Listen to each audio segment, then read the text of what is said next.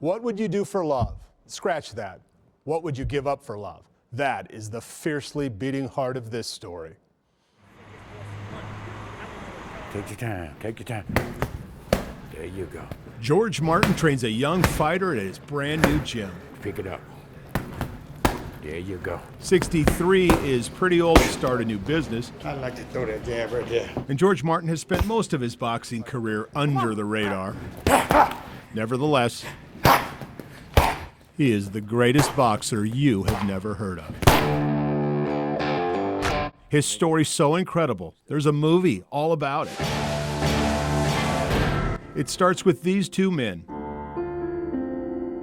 George Martin and Andy Dixon. They grew up together in Crossville, Tennessee. It was unconventional. From reform school to the infamous Tennessee State Prison, the walls where George Martin, serving 40 years for a home burglary, begins boxing, where George started knocking out everybody. So many he lost count. I couldn't even tell you. I was taking the ass, they were lining up. Self-taught, Martin watched video of old fights and copied successful boxers. And with no worldly distractions, his fitness was unrivaled. My bigger thing was I was running 27 miles, 1,000 jumper jack, 1,000 toe touch, 1,000 sit-ups.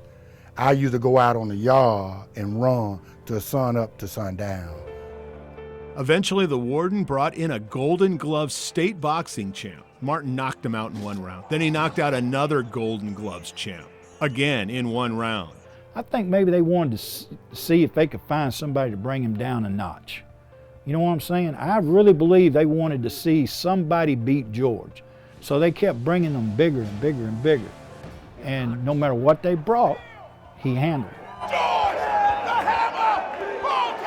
This led to the most unlikely fight ever. John Tate, the former heavyweight champion of the world, a 6'4", 240-pound man, came to prison to fight the 153-pound George. That's considered unsafe in boxing, impossible for the smaller man, no matter his skill. But Tate needed a warm-up fight before a bout to regain his world title. George said yes. And I looked at him. In the way I was, in the way I got there, it had me hesitated because one of his leg was bigger than me across here. And I looked and I said, I don't know, you know. And I kept shaking my head, you know, but I boxed him anyway, you know. I did what I had to do to him. Another one-round knockout. The results were kept secret to save Tate's career, but the news got to the U.S. Olympic boxing team. They arranged a pardon to get George out of jail and get him on the U.S. Olympic boxing team in 1984. George was a probable gold medal, which would lead to fame and fortune. But George said there was one condition, only if they would also release another prisoner, his transgender cellmate, Crystal, who George had fallen in love with. Was it a hard decision to give that up because you love fighting so much? It wasn't hard to give it up. It was just, I guess my biggest thing that I was so into in there than I was out there. The angry warden said no and separated the two. Crystal ended up dying of AIDS. George was diagnosed with AIDS and was released from prison, also to die.